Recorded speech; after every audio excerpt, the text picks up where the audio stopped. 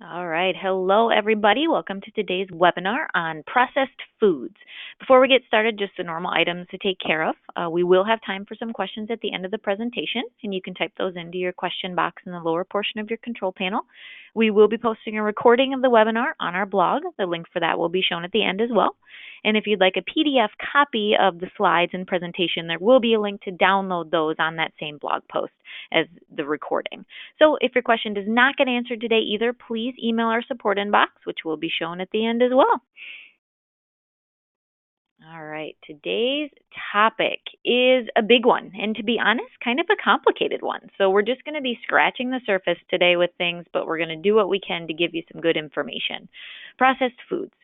Most likely, you've heard the term, right? We health coaches say it many times every day, but do we really understand what it means?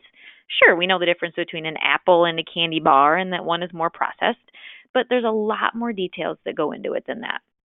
Processed foods can absolutely be part of a healthy diet. We just have to figure out which ones we want to include more of and which ones we want to include less of, which is why I'm here today. So let's start out with the basics. What is a processed food? According to the Academy of Nutrition and Dietetics, a processed food is any food that has been deliberately changed in some way before consumption. So technically, unless you go pick your apple from the tree and eat it there, it can probably be considered processed. But what we're interested in today is how far is too far when it comes to processed foods. Now, food processing has been a necessity for humans throughout time, and it has many advantages, very beneficial. Egyptians used salt way back when to extend the shelf life of their food. Canning helped food survive winters and long voyages when food was scarce, and these types of processing are still in use now, right? People that don't have access to fresh foods all year long can now get those foods whenever they want. Freezing can help preserve nutrients that food can lose during storage. Heat during canning can actually make certain nutrients like beta carotene in carrots and lycopene in tomatoes more bioavailable, which means the body can absorb it easier. Processing like pasteurization with dairy can help remove toxins and prevent foodborne illnesses. So lots of good things have come from the processing of foods.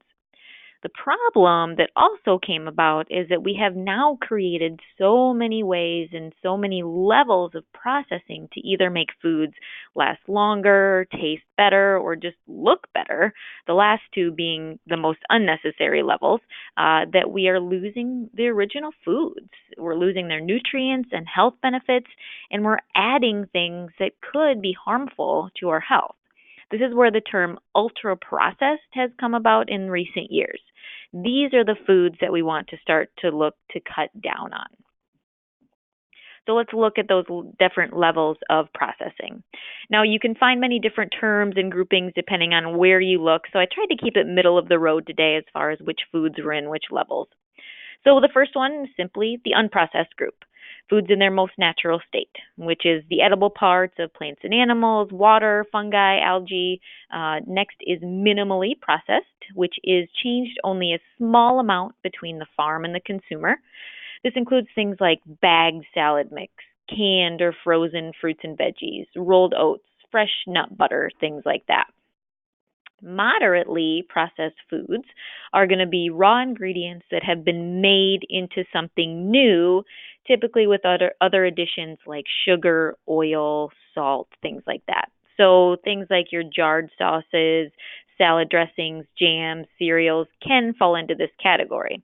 This can also include your homemade foods that you add your own oils, salts, and sugars to, or other artificial ingredients to as well. That's the moderately processing.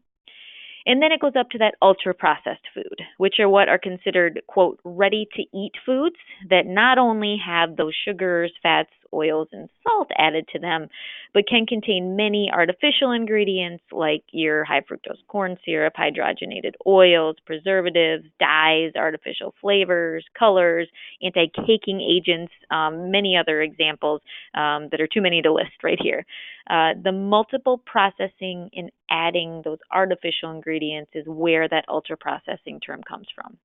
So examples of ultra processed foods are going to be things like chips, candy, some baked goods, some box mixes, cereals, some convenience foods, soft drinks, margarine, even things like certain packaged bread, depending on the ingredients used. Now, I do want to make something clear. You can see that there are similar foods in multiple categories here. There are going to be exceptions, of course, because every food and how it is made, and processed is going to be different. And there has been an effort to cut back on processed foods and ingredients, and some companies are doing a really great job or are working to do better. So you have to do your research on your end. I will talk about here in a few minutes how to spot those better choices, but in general, those last groups, this ultra processed groups, are the types of foods that are considered the focus of the reduction that we need, right? Okay, so we hear we're supposed to stay away from processed foods and those ingredients, but why? First of all, these types of foods are almost always going to be lower in nutrient density than whole foods. So this means that a lot of the benefits of the whole food are being processed out. Say you have your whole grain bread with lots of fiber or a whole orange which with the fleshy fiber-filled pieces. But then you refine it down to make it supposedly taste better or to make orange juice, and you remove that fiber and the full parts of the foods. You lose the benefits of those foods that you have in the first place.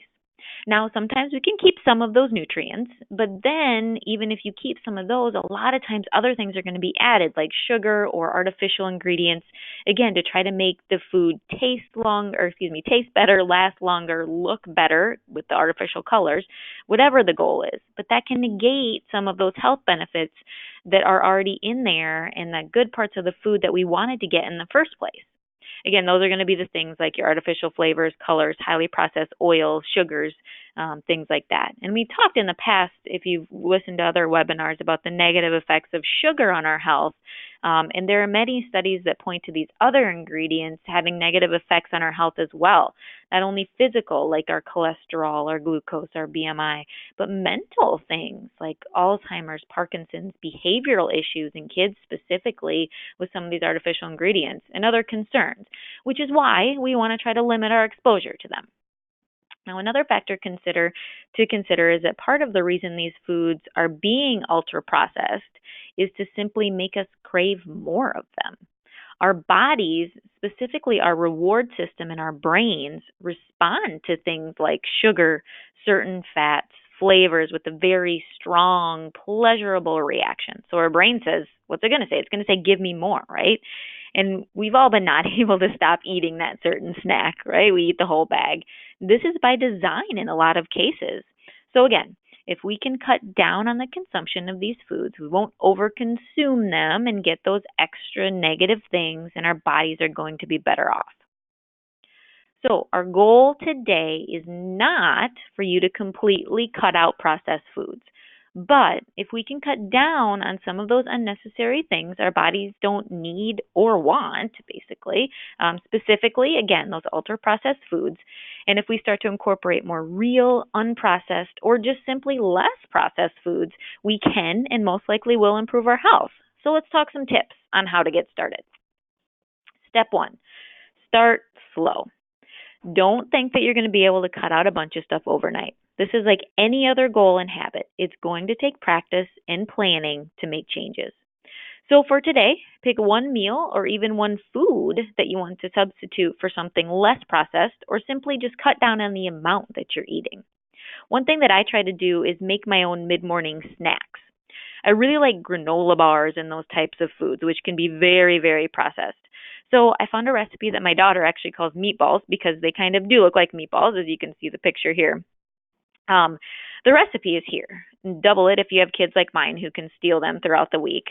But the point is, I went from eating a highly processed packaged granola bar to eating these.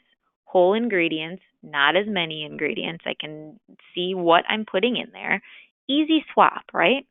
That's what I mean, though. Take one thing that you eat fairly regularly, if you can.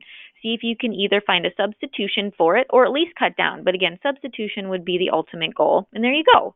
Another couple examples, make your own salad dressing, popping your own popcorn kernels are a couple of other examples. Those are two foods that can have a lot of artificial ingredients and a lot of negative oils and things like that. So those are two examples to maybe look at if you're eating some of those things. The internet has some great do-it-yourself DIY recipes out there, and I'll add a couple slides when I post these on the blog as well, so you can go ahead and download those, and I'll put a couple salad dressing or veggie dip. I think I have got one on there, and some popcorn, DIY popcorn on there as well. Another strategy you can do is simply start adding in unprocessed food first before you start to try to tackle cutting down on the processed ones. So have a goal of adding in one less processed, say fruit, veggie, whole grain, protein, one day a week, or one each day, depending on where you're starting from and what's realistic. The goal of this is once you start to add in these good foods, that will just naturally start eating less of the not so good foods. And it's going to make it easier to transition if you focus on what you get to have versus what you have to cut down on, right? We take that positive approach. So if you get a candy bar for your afternoon snack at work, bring an apple and some natural peanut butter. Have it right there at your desk or in your truck or wherever you are, so it's more convenient than stopping somewhere or going to the vending machine. And you're going to start naturally choosing that option. If you add a nice plate of cut up veggies and homemade veggie dip to your dinner, you may be full enough to not even want that dessert. Or maybe not as much, at least. And this won't always work. And again, you can have your dessert, guys. But if you can have that every other day, for example, and get the nutrients of those veggies every other day, it's a win, right? It's a step in the right direction. Small steps equal big results. Progress over perfection. Let's do it, right? All right. Whoops. Went a little soon there. All right. Next tip, plan ahead. If you don't have unprocessed foods available to you, you're not going to eat them, right? When we choose more foods that aren't meant to sit on the shelf for 6 months, we do have to be more thoughtful when we're shopping and when we're planning. So yes, this will require you to take some time and sit down and plan.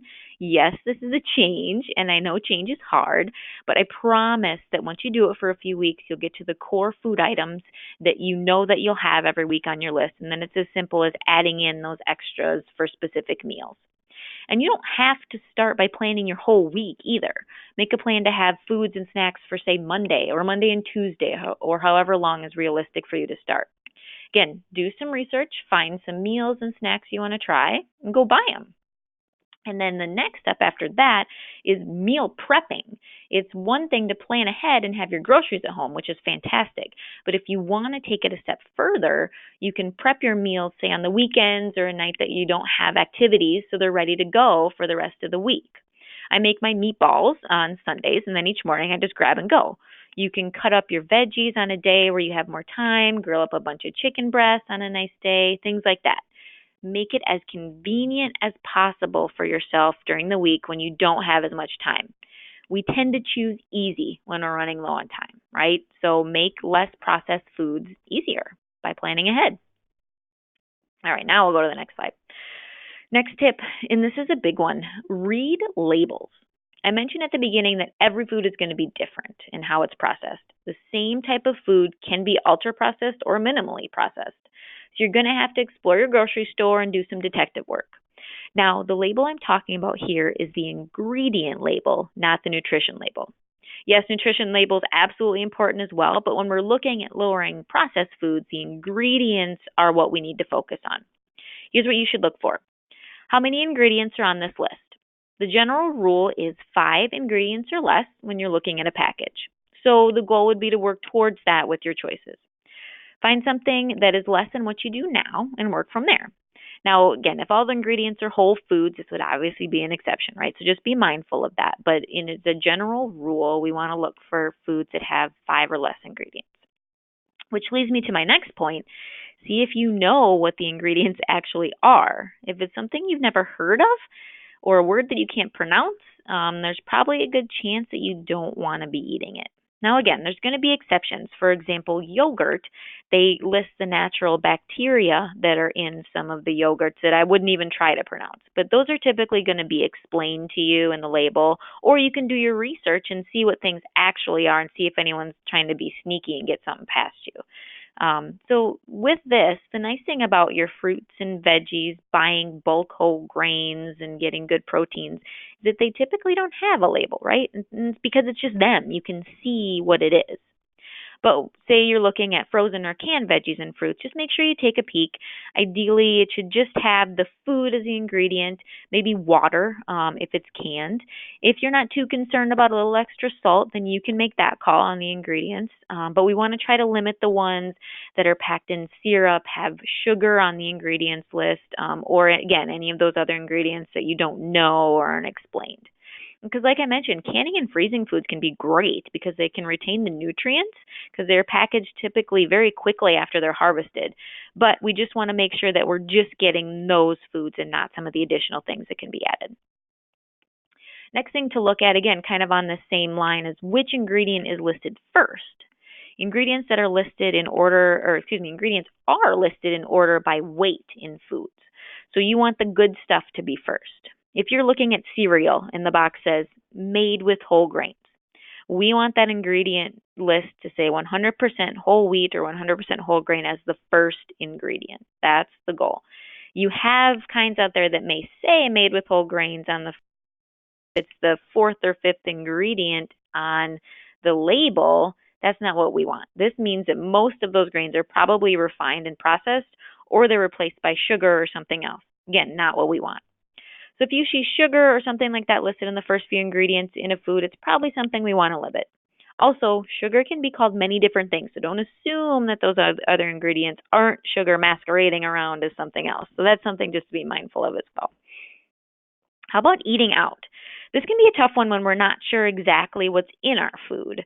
Now, many places do have nutrition information online, so you can do your research ahead of time. But if you aren't able to look ahead, just be mindful when you're making those selections. Choose foods that have the least amount of extras. So, simple grilled chicken with fresh veggies as a side, for example. When you get into sauces and things like that, that can get us into a little bit of trouble. So you can either ask questions on how it's made and what the ingredients are. Again, do your research ahead of time, or simply ask for the sauce on the side, so then you can at least control the amount that you're using. So that's a good way to start. And then that brings me to portions as well. We know that a lot of these foods are designed to make us crave more, right? We just talked about that. So pre-portioning our snacks, asking for a to-go box at the beginning of a meal that you know is more processed, so you can pack a portion away. Putting desserts away before you have a chance to get seconds, same with any other foods. Those are little things that you can do to limit that consumption of some of those foods. We need to be mindful eaters, and when we fall into the trap of grabbing those processed snacks, sitting in front of our TV, our computer, our phone, whatever it is, that mindfulness goes away really fast. So again, ideally, we would substitute those things for healthier options. But if you're not ready to take that step, portions can absolutely go a long way in cutting down on some of that stuff. Now, if you haven't heard of him, Michael Pollan is an author that wrote a book called Food Rules. It's basically just a book with a bunch of simple rules and reminders to just help you eat in a more mindful and typically healthier way. I like it because it just simplifies things. Sometimes it's got some nice humor added as well. So I picked out a few that I liked, and some I've already touched on a little bit in my other tips, but here are some that I think make sense and will help you with your goal of lowering those processed foods. So we've got 3 overarching rules to begin with. Eat food, not too much, and mostly plants.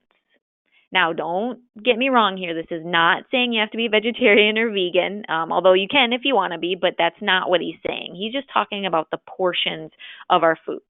We should be eating mostly fruits and veggies and plant-based whole foods with our proteins still right there, but those nutrient-dense foods should take up a larger portion of our meals and our plates. So that's just his overall goal for people. And then he gets into these more details, which I have a couple listed here. One that made me smile was don't eat anything your grandma or great-grandma these days wouldn't recognize. He had a separate one that included not eating anything your third grader couldn't pronounce, but they both kind of fall into the same category, so I combined them here. But again, we've already kind of touched on that, but it's a good way to think and goes a long way when you're looking at those ingredient lists to try to look at places that we want to cut down. So choose foods that are as close to whole as possible and just watch the ingredient list, right? Next tip from Michael Pollan, don't eat foods pretending to be something they aren't. He gave the example of margarine. So when we're talking about that, good quality butter is going to be less processed and is going to be a better choice. Chemically produced foods shouldn't replace something that you can find in a less processed form. Next tip, and another funny one in my mind, if it's the same word in every language, try to stay away. So he's getting at those name brand foods, right? Cheetos are Cheetos in every language. If you ask for Cheetos, they know what you're talking about. But whereas like a banana, for example, that's going to have a different word in every language because it's a whole food, because it's natural, because it's been around forever. People know what it is. So again, it's kind of bringing the humor into it and knowing that, hey, if it's something that was created and it's got the same word in every language, we probably want to limit it at least a little bit. All right, a couple more from him and then we'll wrap it up. Um, Salt and sweeten your own food. So if you feel like you want sweet foods, buy it in the natural form, which is going to be less processed, right? And then do it yourself. Most of the time, and I stress most of the time you'll be adding less than is done in a more processed version already as far as the sugars and things like that. And then you can control the amount and then you can work on cutting down yourself with some of those extra things that you add into it. I think that makes a lot of sense. So find the less processed version, add a little bit if you want, and then you can have the goals of cutting it down. The next one is a good one. If you want food, you can have it, like junk food specifically, but you have to make it yourself. Now, this might just be me, but if I have to bake something, it's probably not going to happen because I'm a terrible baker to begin with. Adding in that time of baking and even more so cleaning up the mess after baking can be a great way to cut down on how many processed dessert snacks that you're eating. So rather than stopping at the bakery section of the store, buy all the ingredients and make a rule that you have to make your own snacks and desserts. And they'll probably be less processed anyways, right? Because you're making them yourself, making them from scratch ideally. Now, an additional note to this, if you love baking, and this would have the opposite effect to you if you would eat more, make it a rule that you have to give away at least 50% of what you make. If that's a deal, okay, good. Now, another tip that strikes a chord with me is pay more, eat less. Okay, yes, even though it's absolutely backwards in my mind, whole foods can be more expensive than processed ones. Now, not always, mind you, you can find great deals on in season produce and foods and things like that, but it can be more to eat whole foods. But when you think of how much whole foods fill you up better than processed foods that are loaded with that sugar that make you crave more, that are processed faster, that your body doesn't use, so it just gets rid of and stores it as fat, you can eat less overall if you focus on those whole foods. And a lot of times that price does even out. So stop buying the processed snacks, buy that carton of raspberries and a bag of nuts for your snack, and I bet you'd be surprised at how little the bill does actually change just because of the volume that you're eating less of, because you're eating whole foods that actually fill you up. And this kind of coincides with his next point, better to pay the grocer than the doctor. If you think of it in the long run, how much is medicine from the doctor going to cost you for the high cholesterol, the diabetes, the heart disease that you get from eating unhealthy processed foods? I know it's hard with this argument when you're healthy now, possibly, and you're not paying anything, but try to think of it this way. Think of the future you, and it can help you budget for those types of foods. And if you're currently taking medication, if you could get off of it by changing your nutrition, that would save you money as well, right? So, use that mentality. Food is medicine. It absolutely is. Oh, and also cutting out that expensive coffee from Starbucks every morning can also a lot of times more than make up from the extra few dollars you spend on fresh foods. So think about where you're actually spending your money. Be mindful with it. And I think you'd be able to pretty easily find it in your budget to choose whole foods more often. And again, you can find cheap ones too, farmers markets, all that good stuff. And then the last tip, and then I'll wrap it up here from Michael Pollan, probably my favorite tip is treat treats as treats. Like I said in the beginning, my goal is not to have you cut out processed foods, but they should be treated as something that we occasionally have as a treat.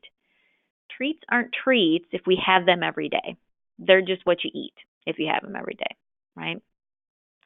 All right, let's summarize in 5 seconds and then we'll get to questions. To lower amount of processed foods, what do? We eat real food, we set small goals, we plan ahead, we read the labels, and we treat treats as treats. So there you go. We got it. All right, before we get to questions, upcoming webinars that we've got, back health next month. We're talking about more swap it healthy substitution. That's going to go along really well with what we talked about today as far as healthier options for foods, but we're also going to talk about exercise and things like that as far as substitution of maybe what you're doing right now. And then here's our contact information. We're on Twitter, we're on Facebook, we've got Instagram. We do have the blog. This is where you're going to find the recording of this webinar and where you'll be able to download the slides if you want to. And it's also where you can sign up for the next webinars. So go ahead and go to our blog and get all that stuff taken care of. And then you can give us a call. You can call this phone number or email us. You can set up a call with the health coach to chat more in depth about the things we talked about today or any of our webinars. And then, as a special treat for those of you still on the line, you have a chance today to win a $100 Amazon gift card. Our marketing people made this great contest for today. All you have to do is download the mobile app if you haven't already, and then track your lunch today. So if you're eating right now while you're listening, track what you're doing. It doesn't have to be healthy. You don't have to lie or anything like that. We're not going to judge you by what you're tracking. But all you need to do is track what you ate for lunch today, and then it will automatically enter you for a drawing for a $100 Amazon gift card. Super easy to do. And then the app, you're also going to get access to your results, your program anywhere, and then you can attach your devices or sync your devices like your Fitbit or your Garmin, or if you have Map My Run or MyFitnessPal, it automatically syncs your data over to us. You don't have to manually enter anything if you're doing any other challenges or things like that. So if you haven't downloaded the app, you just go to the App Store, search My Health Check 360. If you have Touch ID, enable that. It's going to make things easier. And then you can enable our push notifications to get these updates and reminders. So again, track what you had for lunch today, and you're going to be entered. All right, and then if you have, some companies are doing for lifestyle rewards, if you're watching today or watching the recording for lifestyle awards, some companies are going to have you answer some questions. So I'm going to leave this up while I answer the other questions today. But these are the questions that you'll need to answer when you're submitting for lifestyle awards. Again, not every company is doing it. Some people just have to watch it. But if you do have to answer questions, here they are for you. All right.